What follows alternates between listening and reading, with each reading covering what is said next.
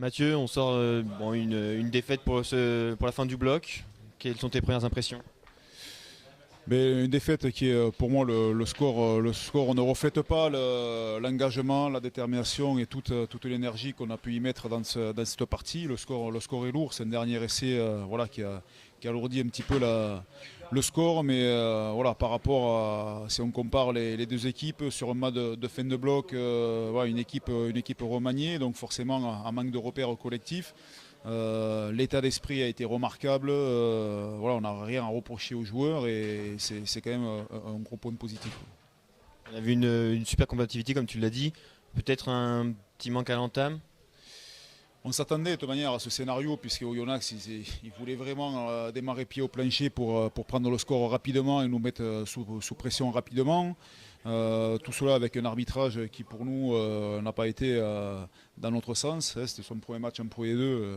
Voilà, c'est comme ça. Maintenant, c'est à nous d'être aussi plus disciplinés, à faire aussi le dos rond quand on est sous pression. Et voilà, après on s'aperçoit que c'est sur des erreurs individuelles.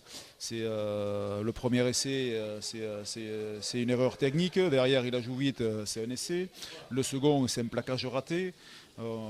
C'est ce qui a pu faire la différence sur la globalité du match. Ça a été la densité physique que Oyonnax nous a proposée par des individualités que sur un fond de jeu propre, quoi.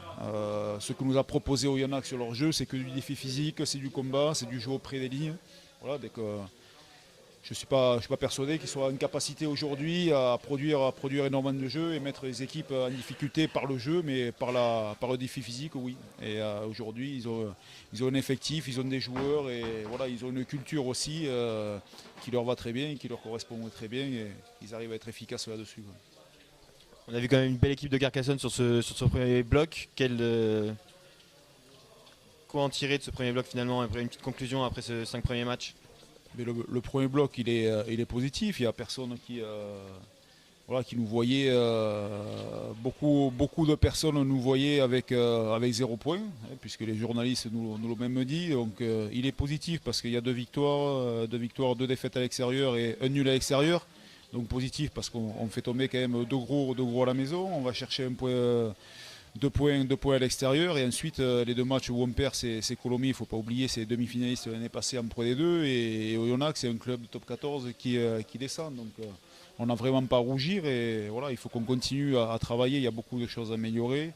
Maintenant il faut qu'on se régénère, qu'on récupère de ce premier bloc et qu'on arrive à analyser les axes de travail à améliorer maintenant pour valider l'état d'esprit, pour valider ce qu'on a mis en place sur le premier bloc, sur la seconde partie, enfin sur le second bloc qui va arriver.